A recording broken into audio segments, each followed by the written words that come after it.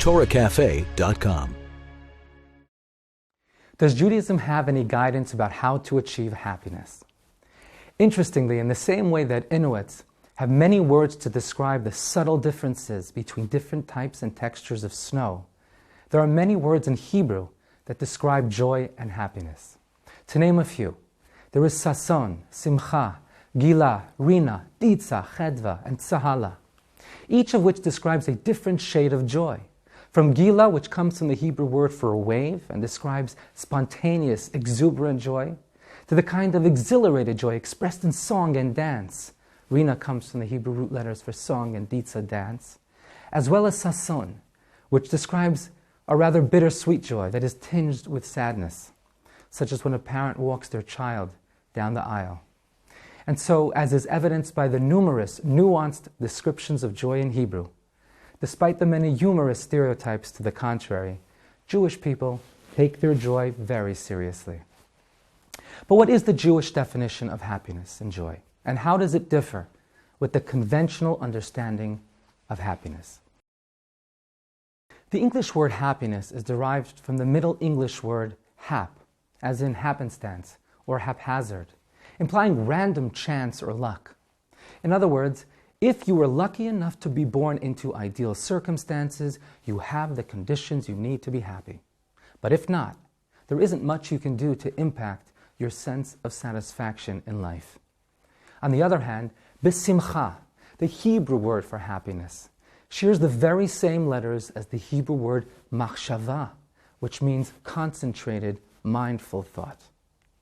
Judaism thus views happiness as a way of thinking, which is something we can always consciously direct, as opposed to a state of being that results from a specific set of circumstances outside of our control.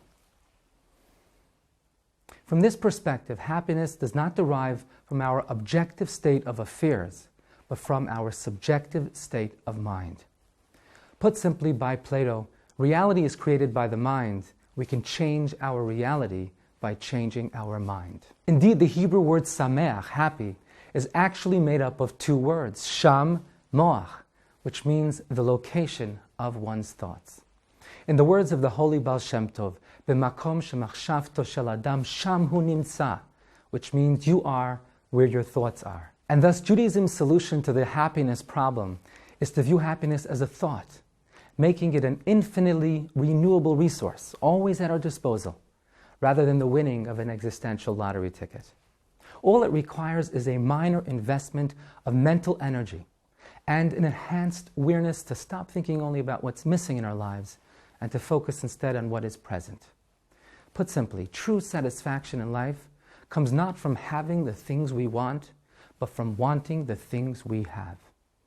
To this end, there is a Jewish practice of reciting at least 100 blessings each and every day, to seek out every opportunity to remember and to verbally acknowledge and express our gratitude for the very basic amenities of life.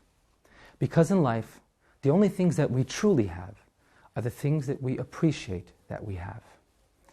A final thought about happiness in the Jewish tradition is that the letters that make up the word simcha also spell shemacha, which means erasure, teaching us that a key component to happiness is our ability to live fully and uninhibitedly in this very moment, erasing, at least temporarily, any painful thoughts about the past or any anxious thoughts relating to the future.